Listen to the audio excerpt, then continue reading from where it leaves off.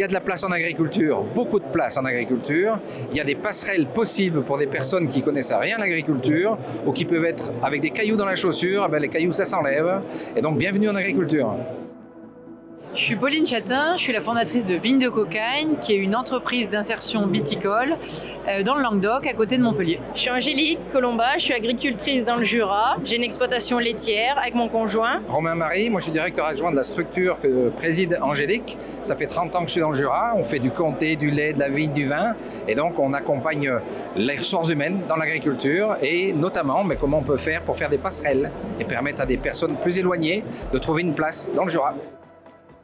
Venir sur les exploitations, se renseigner de l'agriculture au niveau des emplois. Et puis on est à même de te montrer notre métier et voir si ça te correspond.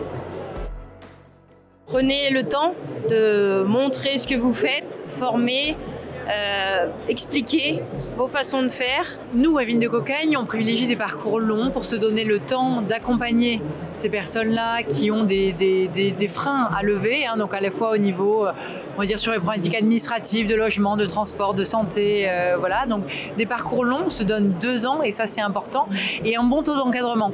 C'est-à-dire que nous, on a à peu près un formateur pour 4 salariés, ce qui nous permet de faire à la fois la formation sur le métier d'ouvrier viticole et puis l'accompagnement sur toutes les difficultés dont je viens de parler.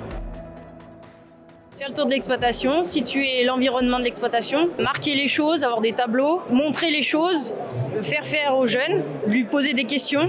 En fait, on est vraiment dans l'apprentissage par le terrain. Quelqu'un qui arrive en ce moment, on va lui mettre un sécateur dans les mains et puis on va lui apprendre à tailler.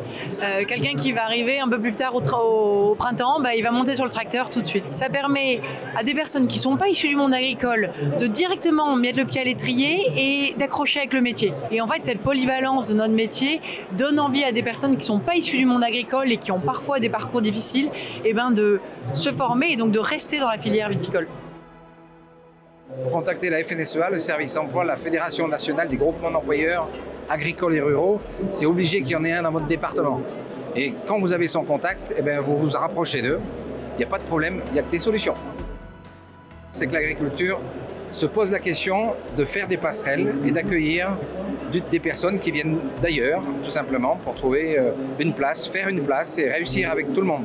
J'aime participer à nourrir la France et du coup on a besoin de monde, on a besoin de bras pour nous aider à nourrir la France et produire des produits de qualité.